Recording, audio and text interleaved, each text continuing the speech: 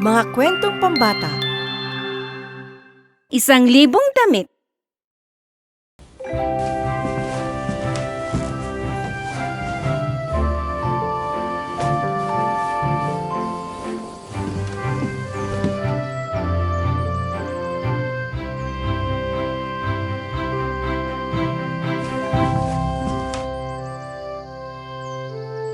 Oras na! Magdamag tayong nagtrabaho. Ihatid na natin ito. Mahuli tayo. Hindi kung ako ang masusunod.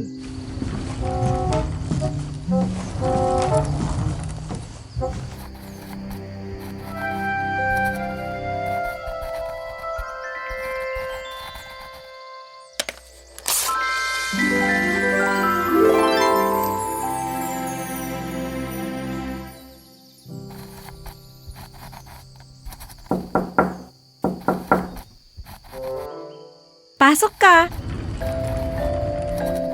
Kamahalan, tapos na po ang inyong damit para sa pagtatanghal ngayong gabi. Napakalinaw at detalyado ng inyong iginuhit na disenyo, gaya ng dati.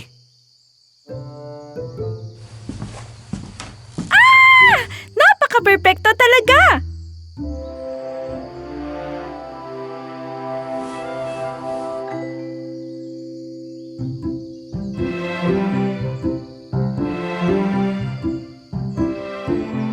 Ang sarap sa pakiramdam na makita ang sarili kong disenyo na nagiging tunay na damit. Hindi ako makapaniwala. Ilang damit na nga ba ito? Sa tingin ko po, ito na ang ika-776 na damit. Gusto ko talaga ang mga damit. Ilalagay na po namin ang bestidang ito sa silid. Bago ka umalis, kumusta na ang paghahanda para sa pagtatanghal? May mga taong naglalakbay mula sa iba't ibang lugar upang makita ang inyong koleksyon ng mga damit, kamahalan, at upang masaksiyan ang inyong koronasyon. Ang inyong sining ay isang napakalagang regalo sa ating mamamayan. Kung buhay pa sana ang inyong ama at ina, tiyak na lubos silang magmamalaki na tawagin kayong kanilang anak, si Prinsesa Brielle Rose, ang susunod at tunay na reyna ng kaharian ng Plumeria. Ang koronasyon ay bukas na. Ang tunay na reyna lamang ang magpapakislap sa korona sa araw ng koronasyon.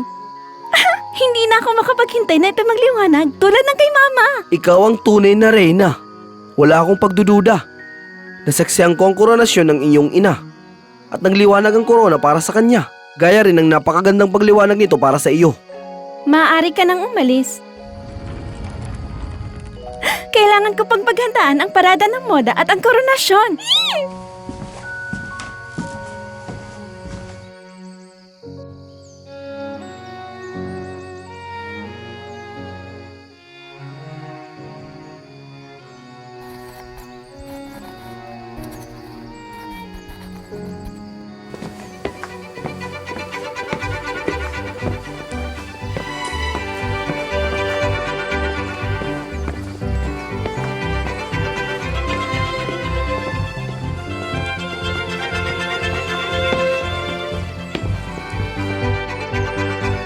Bilisan ninyo! Marami pa tayong mga damit na titingnan. Napakalaki ng aking parada ng moda.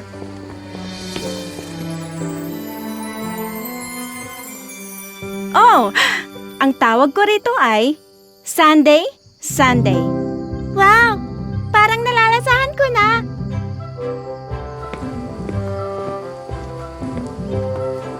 At ito naman ay Joyfully Yours.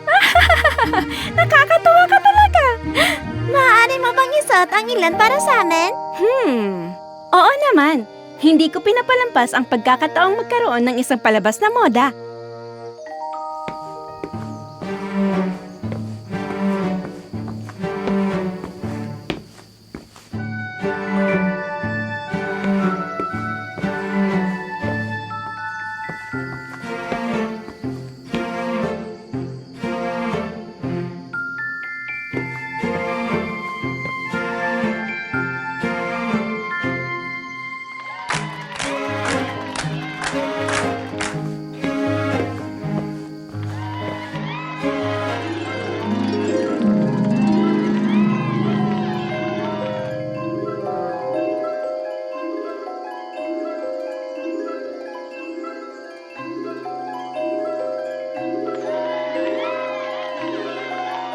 Hindi pa ako nakakakita ng napakagandang palabas ng moda.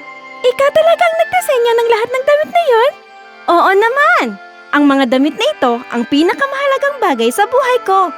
Ikaw ang kahangahangang taong nakilala ko. Gusto kong maging katulad mo paglaki ko. Sana sa paglaki ko, maging reyna ako. Isang tunay na reyna.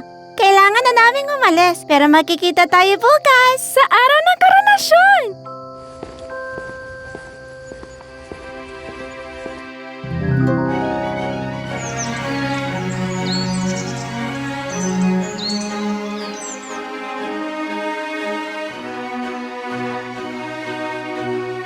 Narito sa inyong harapan si Prinsesa Braille Rose, anak ng yumaong hari at reyna ng Plumeria.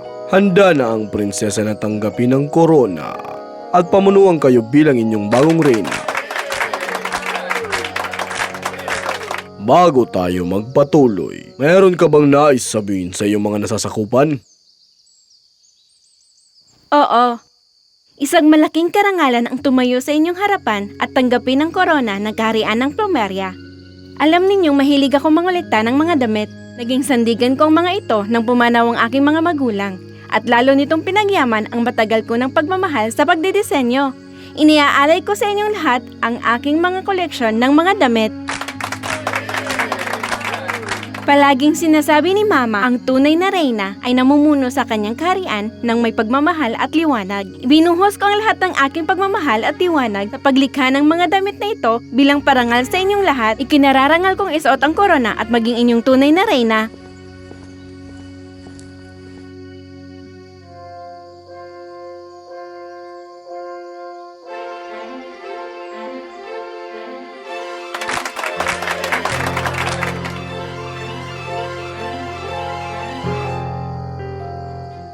Sira ba ito?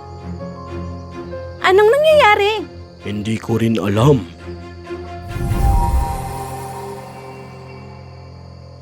Saan siya napunta?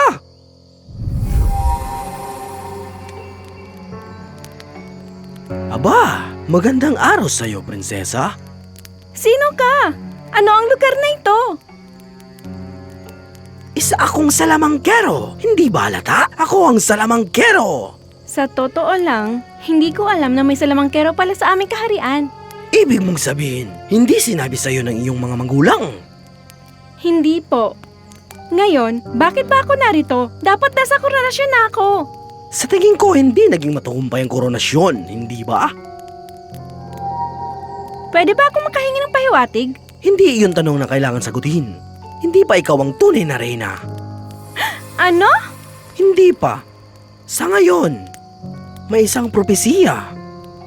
Hindi ko maintindihan. Matagal nang naipahayag ang propesiyang iyon bago ka pa isinilang. Ang tunay na reyna ang magmamana ng korona matapos ang biglang pagkawala ng hari at reyna. Ang mga magulang ko? Oo, ang iyong mga magulang, ang tunay na reyna na maaaring ikaw, kamahalan, ay magsusuot ng 1,000 damit. Yun lang ba? Alam mo ba kung ilan na ang mga damit ko? Higit pa sa 1,000 ang meron ako. At oo, bago mo pa itanong, naisusuot ko na silang lahat. Hindi. Masyado mong literal na inuunawa ang propesiya. Kailangan nating itong unawain sa mas malalim na kahulugan. Kailangan lubos mong maunawaan ng mga tao sa iyong kaharian. Kailangan mong isuot. Isuot ang 1,000 damit. Kailangan kong maranasan kung ano ang pakiramdam ng pagsusuot ng damit ng mga tao sa aking kaharian. Kailangan kong maranasan ang kanilang buhay. Tama! Damin mo kung anong pakiramdam na mabuhay sa kanilang kasuotan o sa kanilang pantalon kung tutuusin. At saka ako magiging tunay na reyna kapag tunay ko nang naunawaan ang mga tao ng aking kaharian. Maraming salamat sa iyo, misteryosong salamangkero, na ngayon ko lang nalaman. Tutuparin ko ang propesiya at magiging tunay na reyna.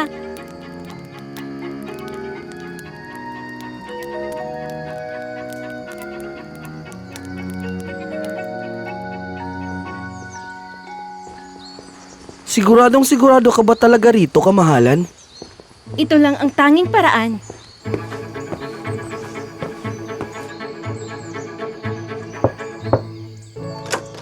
Kamahalan?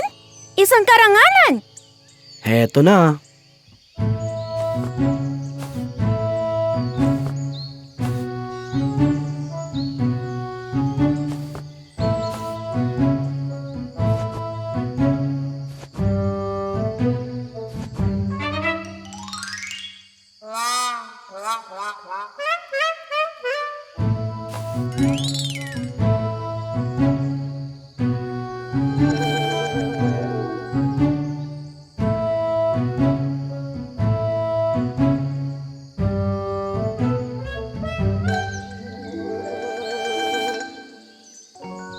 Hay, nakakapagod pala yon.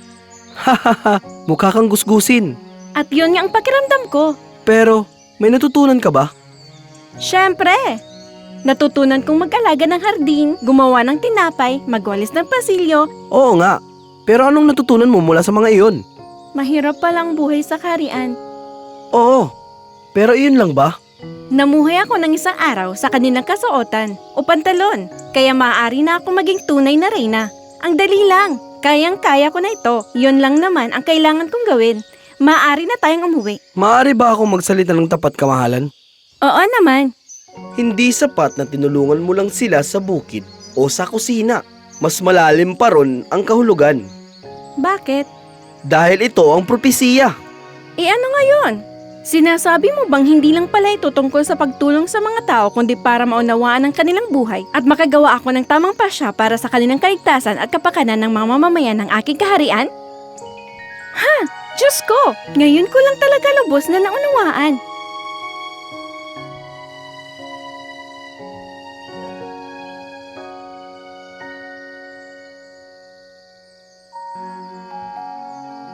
Ipagmamalaki ninyo ako.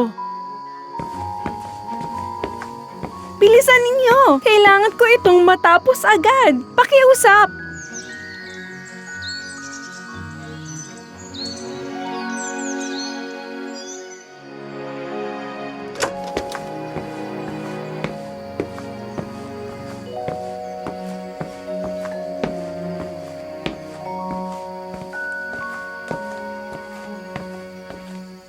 Mga mahal kong mamamayan ng kaharian ng Plumeria, maraming salamat sa inyong muling pagdalo sa aking ikalawang koronasyon. Hindi ito kailangan. Alam kong hindi na ito kinakailangan. Ako na ang reyna, magliwanag man o hindi ang korona. Ngunit, maaaring hindi pa ako ang tunay na reyna. May isang propesiya na nagsasabing kailangan kong magsuot ng 1,000 damit. Napakaganda ng pagkakataon, hindi ba? Isa akong tagapagdisenyo ng mga damit at mayroon akong napakalaking koleksyon. Ngunit hindi ko naunawaan noon ang tunay na kahulugan ng pagsusuot ng 1,000 damit. Kinailangan kong maglaan ng panahon upang malaman kung ano ang pakiramdam na maging tulad ninyo. Kaya matapos ang napakaraming araw na kasama kayo, namuhay at natuto mula sa inyo, ngayon ay tunay ko na kayong naunawaan. Kayo ay masisipag, mapagmahal, maalalahanin at tapat sa inyong tungkulin. Kayo ang bumubuo sa lakas at puso ng ating kaharian. Ikinararangal kong maging inyong reyna at ipinapangako kong hinding-hindi ko malilimutan na higit pa sa paggawa ng tinapay o pagtatanim ng halaman ang itinuro ninyo sa akin. Pinapangako kong patuloy akong matututo, lalago at buong pusong maglilingkod sa inyong lahat. At bawat tagpi sa aking kasuotan ay sumasagisag sa mga aral na itinuro ninyo sa akin. Ito'y mananatili sa akin magpakailanman. At ngayon, ipinakikilala ko sa inyong lahat, kaharian ng Plumeria. Ang nag-iisa at tunay na reyna.